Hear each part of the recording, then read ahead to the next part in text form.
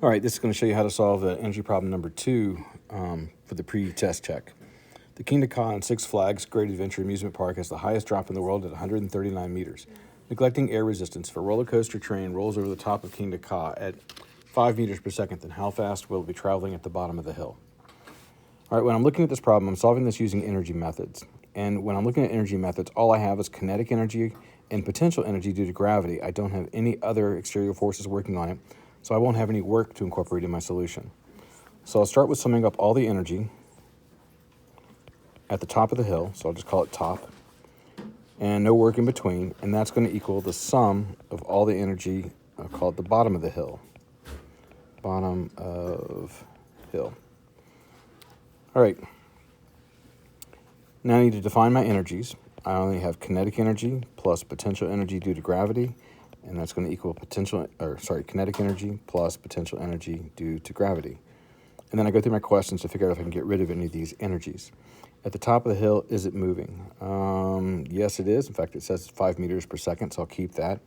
Is the top of the hill higher than the other location? It is, so I'll keep the potential energy.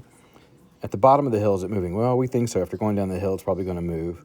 Is it higher than the other location at the bottom of the hill? No, it's not. So gravity is going to go away. So that means that 1/2 mv squared plus mgh equals 1/2 mv squared. And it looks like we can cancel out the 1/2 mv squareds, but we cannot because they're two different velocities. One's at the top of the hill and one's at the bottom. But an expression in mathematics is separated by pluses, equals, signs, and minus signs. And you can see I have 3 expressions. And of these 3 expressions, they all have a mass in them. So that means that I can get rid of the mass, divide out by the mass. So 1/2 v squared plus gh equals 1/2 v squared. All right, now let's put in the numbers and see where we're going with this.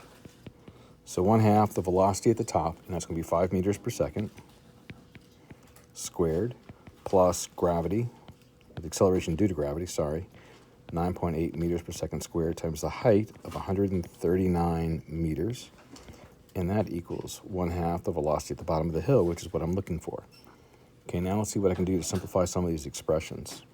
So I can simplify my 1/2 5 squared, and I can simplify my 9.8 times 139.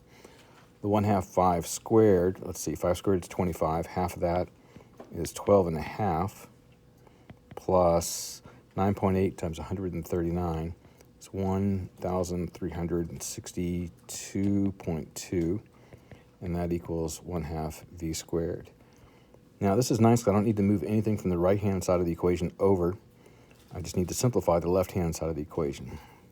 So 12.5 plus 1,362.2, and that's going to give me 1,374.7.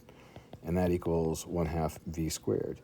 Now, to get the v squared all by itself, I need to multiply both sides of the equation by 2. So when I do that, on the left-hand side, I am going to get 2,749.7, and that's going to equal v squared. And now, to get v all by itself, I'll take the square root of both sides. When I do this, I get the final velocity to be 52.4 meters per second at the bottom of the hill.